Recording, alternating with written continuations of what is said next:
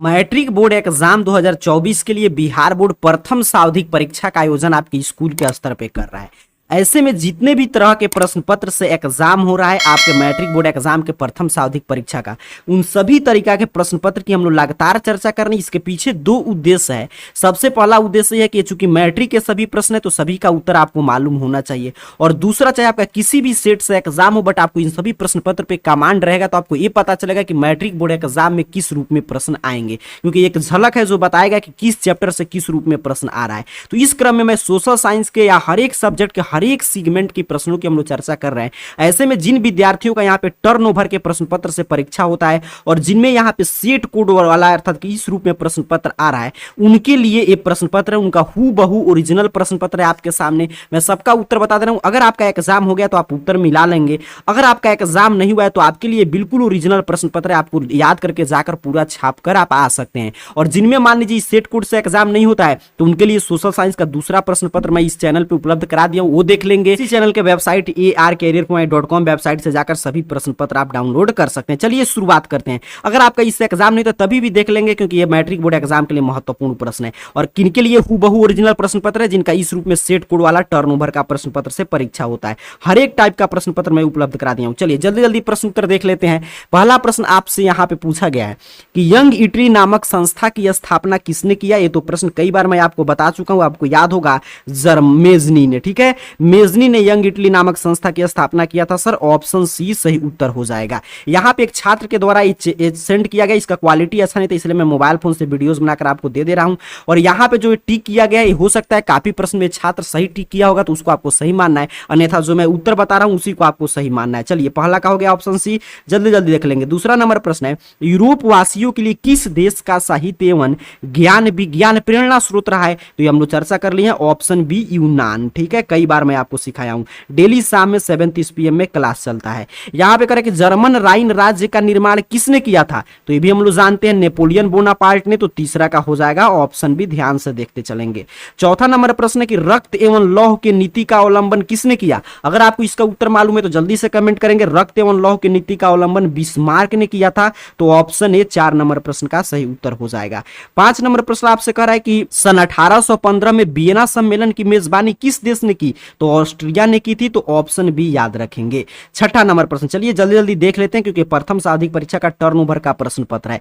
छठा नंबर प्रश्न कर रहा है कि इटली एवं जर्मनी वर्तमान में किस महादेश के अंतर्गत आते हैं? तो यूरोप महादेश के अंतर्गत। Option C. सभी मैं प्रश्न ऐसे सिखाया हूं। देखिए लाल सेना का गठन किसने किया था पूछ दिया, तो लाल सेना पूछे या एक और पूछता है लाल कुर्ती। जब लाल कुर्ती पूछेगा तो गैरीबाल्डी, लाल सेना पूछेगा तो ट्रोटोस्की। ऑप्शन भी फिलहाल 7 नंबर का उत्तर नोट कर लेंगे। 8 नंबर प्रश्न है बोल्शेविक क्रांति कब हुआ था? यहां पे देखिए प्रश्न पूछा जा रहा है। तो बोल्शेविक क्रांति आप जानते हैं जिसे नवंबर क्रांति के नाम से जानते हैं, तो नवंबर 1917 में हुआ था। तो ऑप्शन बी सही उत्तर याद रखेंगे 8 नंबर प्रश्न का।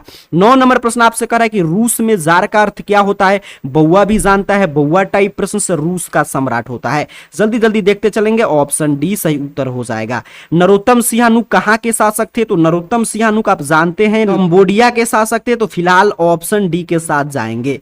हुआ आंदोलन किस प्रकृति का था? तो हुआ आंदोलन क्रांतिकारी धार्मिक प्रकृति का था। तो ऑप्शन डी सही उत्तर हो जाएगा। 12 नंबर प्रश्न, हर एक टाइप का मैं प्रश्न पत्र उपलब्ध करा दिया हूं। अभी देखिए जिनका इस टाइप का है टर्नओवर का, उनके लिए हम लोग प्रश्न पत्र की चर्चा कर रहे हैं। आपके लिए ओरिजिनल ये प्रश्न पत्र एक छात्र के द्वारा सेंड किया गया है। आपका भी अगर आपके पास किसी भी विषय का प्रश्न पत्र है, चाहते हैं आंसर की उपलब्ध कराया जाए, तो नीचे डिस्क्रिप्शन में टेलीग्राम का और व्हाट्सएप ग्रुप का लिंक मिल जाएगा। ज्वाइन होकर वहां पे सेंड कर दीजिएगा, मैं आंसर की उपलब्ध करा दूंगा। चलिए आगे बढ़ेंगे। हुआ आंदोलन क्रांतिकारी धार्मिक। अंकुर वाट मंदिर कहां है? तो कंबोडिया में। आप जानते हैं राजा सूर्यवर्मन जो भारतवंशी राजा थे उनके द्वारा बनाया गया था। आगे बढ़ते हैं। कोसुथ कहां के राष्ट्रवादी नेता थे? तो कोसुथ जो थे वो हंगरी के राष्ट्रवादी नेता थे। तो ऑप्शन ए 13 का सही उत्तर याद रखेंगे। करें सामाजिक विभेद की उत्पत्ति का मुख्य कारण क्या है? ऐसे तो सामाजिक विभेद की उत्पत्ति का सभी कारण है, लेकिन जब भी चला प्रश्न पूछे मुख्य कारण तो मेन कारण आपको बताना है जाति। ऑप्शन ए सही उत्तर हो जाएगा। 15 नंबर प्रश्न, धर्म को समुदाय का मुख्य आधार मानने वाले व्यक्ति, तो जो भी धर्म को समुदाय का मुख्य आधार मानते हैं उन्हें सांप्रदायिक व्यक्ति कहते हैं। ऑप्शन ए, जो जाति को मुख्य आधार मानेंगे जातिवादी, जो आदर्श विचारधारा के होंगे आदर्शवादी, जिस देश में सभी धर्म को सामान्य रूप से माना जाए वो धर्मनिरपेक्ष। चलिए फिलहाल ऑप्शन ए। आगे बढ़े, अगला प्रश्न कह रहा है आपसे कि इनमें से कौन नस्लवाद के विरोधी में थे, तो नॉर्मेन, कार्लोस, टोमी स्मिथ, आपको मैक्सिको ओलंपिक याद होगा, सभी थे, तो इसलिए ऑप्शन डी के साथ जाएंगे। चलिए, महिलाओं को वोट देने का अधिकार सर्वप्रथम कब मिला, तो आप पढ़े होंगे पूरे दुनिया में पूछा जा रहा है, तो महिलाओं को वोट देने का सबसे पहले बार अधिकार न्यूजीलैंड में मिला था, फिर ऑस्ट्रेलिया में मिला था, तो ऑप्शन डी के साथ जाएंगे। 17 नंबर प्रश्न का सही उत्तर हो जाएगा। 18 नंबर प्रश्न कर रहा है निम्न में से कौन संघीय राज्य की विशेषता नहीं है, तो इकहरी शासन व्यवस्था नहीं है सर, क्योंकि नहीं पूछा है, तो ऑप्शन सी याद रखेंगे। टर्नओवर का देखिए यहाँ पे प्रश्न पत्र है सेट कोड वाला। आगे बढ़ते हैं, 19 नंबर प्रश्न का सही उत्तर क्या होगा आप लोग बताएंगे। अगर आपको मालूम होगा, नहीं मालूम है तो याद करते चलेंगे कि संघीय शासन व्यवस्था की शुरुआत कहां से हुई, आपके बुक में स्पष्ट रूप से बताया गया है अमेरिका से हुई, तो ऑप्शन सी। सत्ता में साझेदारी का सबसे जीवंत स्वरूप क्या है, तो सबसे जीवंत स्वरूप क्या है सत्ता की साझेदारी, गठबंधन। गठबंधन में हम देखते हैं कैसे विभिन्न दल जो है अपने अपने उद्देश्य से और गठबंधन करके सत्ता में साझेदारी करते हैं, तो ऑप्शन डी सही उत्तर हो जाएगा। यहां पे आगे बढ़ते हैं, अगला प्रश्न करें सामाजिक विभेद का एक अच्छा परिणाम क्या माना गया है, तो देखिए सामाजिक विभेद का अच्छा परिणाम आप जानते हैं कुछ भी नहीं है, ऐसे आप विविधता मान सकते हैं, लेकिन यहां पे कोई ऑप्शन सही नहीं लग रहा है, तो ऑप्शन डी इनमें से कोई नहीं।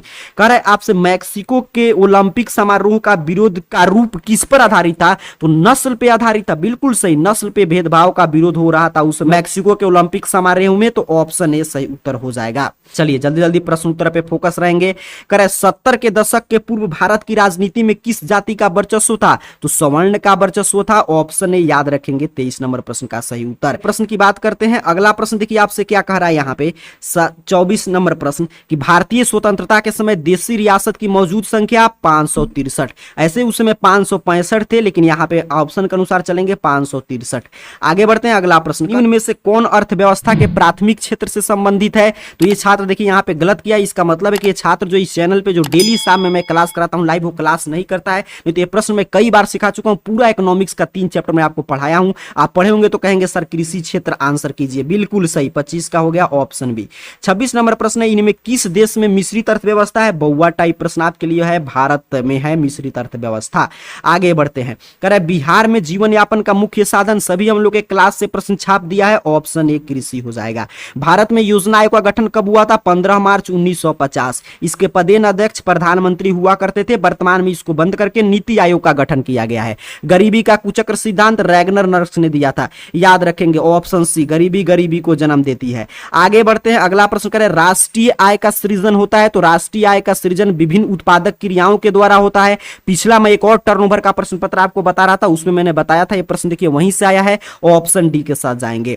आगे बढ़ते हैं, करें भारत में सबसे पहले 1868 में किसने राष्ट्रीय आय का अनुमान लगाया था, सर दादा भाई नौरोजी ने लगाया था। Poverty and un British rule in India में 20 रुपया प्रति व्यक्ति आय बताए थे। चलिए आगे बढ़ेंगे, जिस देश का प्रति व्यक्ति आय सर्वाधिक को क्या कहलाता है, सर विकसित। Option A is the right answer of question number 32। आगे बढ़ते हैं, करें राष्ट्रीय आय की गणना की विधि है, तो राष्ट्रीय आय की गणना कैसे करते हैं पूरा मैं विस्तृत जानकारी आपको दे चुका हूं, उत्पादन के आधार पे, आय के आधार पे, व्यय के आधार पे, इसलिए सर ऑप्शन डी सही उत्तर हो जाएगा 33 नंबर प्रश्न का। करें भारत में राष्ट्रीय आय का आकलन कौन करता है, एससीओ करता है, केंद्रीय सांख्यिकी संगठन करता है, सर ऑप्शन ए याद रखेंगे। सौर ऊर्जा निम्न में से कौन सा संसाधन है, नवीकरणीय संसाधन है गुरुजी, ऑप्शन ए रट कर जाएंगे। करें विश्व पर्यावरण दिवस, ये भी हम लोग चर्चा कर चुके हैं कई बार। विश्व पर्यावरण दिवस कब मनाया जाता है, प्रत्येक वर्ष 5 जून को मनाया जाता है, ऑप्शन बी 36 नंबर प्रश्न का याद रखेंगे। काली मिट्टी जिसे रेगुर मृदा के नाम से जानते हैं किसके लिए उपयुक्त है, कपास की खेती के लिए। ज्योग्राफी से प्रश्न है, ऑप्शन ए। चलिए एक छात्र के द्वारा सेंड किया गया, यहाँ पे मैं आपको दिखा दे रहा हूं प्रश्न पत्र पूरा। करें भारत में सबसे अधिक विस्तार किस मिट्टी का है, तो पिछले क्लास में भी आया था प्रश्न, जलोढ़ मिट्टी का है। बृहद जल क्षेत्र की उपस्थिति के कारण क्या कहते हैं, नीला ग्रह कहते हैं पृथ्वी को। किस राज्य में वन का अधिक विस्तार है, मध्य प्रदेश में। कंचनजंगा कहां है, सर सिक्किम में है, तो ऑप्शन ए याद रखेंगे। देखिए कितना आसान प्रश्न है प्रथम सावधिक परीक्षा का। डेली क्लास कीजिए 7:30 PM पे, आज भी क्लास होगा। जैसे सोशल साइंस का सेट कोड वाला है, तो हिंदी का भी सेट कोड वाला इस टाइप का प्रश्न पत्र आज शाम में मैं करा दूंगा, लाइव क्लास होगा, हिंदी रिवीजन करके आइएगा। करें इंद्रपुरी जलाशय परियोजना किस राज्य में है, गुरुजी बिहार में है। किस खनिज को उद्योग की जननी कहते हैं, लौह इस्पात को, तो ऑप्शन सी लौह सही उत्तर हो जाएगा। एल्युमिनियम बनाने के लिए किस खनिज की आवश्यकता आवश्यकता होती है सर? बॉक्साइड, बॉक्साइड एल्युमिनियम का अयस्क है। तो यहाँ पे फिलहाल याद रखेंगे ऑप्शन डी। चलिए आगे बढ़े। सीमेंट उद्योग में सबसे प्रमुख कच्चा माल, कई बार बता चुका हूं, प्रश्न आएगा चूना पत्थर, आपको उत्तर कर देना है। पंजाब में भूमि निम्नीकरण का मुख्य कारण क्या है? 45 का क्या हो गया? Option A. पंजाब में भूमि निम्नीकरण का है अधिक सिंचाई, ऑप्शन डी सही उत्तर हो जाएगा। आगे बढ़े। 47 नंबर प्रश्न, नदियों में बाढ़ आने का प्रमुख कारण, देखिए फिर प्रमुख कारण पूछ रहा है। चला अगर पूछता कि कारण बताइए तो सभी है, जल की अधिकता, वर्षा की अधिकता, सभी करते, लेकिन फिलहाल देखिए ध्यान से प्रश्न पे क्या पूछा है कि प्रमुख कारण, तो नदी के तल में अवसाद का जमाव होता है प्रमुख कारण, तो ऑप्शन सी सही उत्तर हो जाएगा। सूखा किस प्रकार की आपदा है? बउआ भी जानता है, प्राकृतिक आपदा है, ऑप्शन ए। पूरा 48 प्रश्न में आपको करा दिया। और दूसरे टाइप का अगर टर्न नंबर का आपका प्रश्न पत्र से परीक्षा चल रहा है तो भी चैनल पे मिल जाएगा। डेली शाम में 7:30 PM पे लाइव क्लास कीजिए। इस सभी का ऑब्जेक्टिव सब्जेक्टिव का पीडीएफ arcareerpoint.com वेबसाइट पे जाकर आप देख सकते हैं, आप डाउनलोड कर सकते हैं। या यहाँ पे मैं प्रश्न दिखा दे रहा हूँ, हिस्ट्री से 6 प्रश्न है, 3 का उत्तर लिखना है, और यहाँ पे 2 प्रश्न है, 1 का उत्तर लिखना है, आप स्क्रीनशॉट लेकर लिख सकते हैं। राजनीति विज्ञान में उसी तरह प्रश्न पूछा गया, यहाँ पे देख लीजिए, मैं पूरा प्रश्न पत्र दिखा दे रहा हूँ। अगर मान लीजिए आपको arcareerpoint.com वेबसाइट पे ऐसे इसका उत्तर मिल जाएगा, अगर नहीं डाउनलोड करना चाहते तो खुद से भी लिख सकते हैं। पूरा देख लीजिए, यहाँ पे अर्थशास्त्र का प्रश्न है, यहाँ पे ज्योग्राफी का प्रश्न है, यहाँ पे नीचे की तरफ आपदा प्रबंधन का प्रश्न है। इस तरह के प्रश्न पत्र से परीक्षा हो रहा है, उनके लिए पूरा प्रश्न पत्र की हम लोग चर्चा कर चुके हैं। मिलते हैं आज शाम में 7:30 PM पे, तो इसके हिंदी की प्रश्न पत्र की चर्चा करेंगे। तब तक के लिए पढ़ाई करते रहिए। आप सभी को बहुत बहुत धन्यवाद।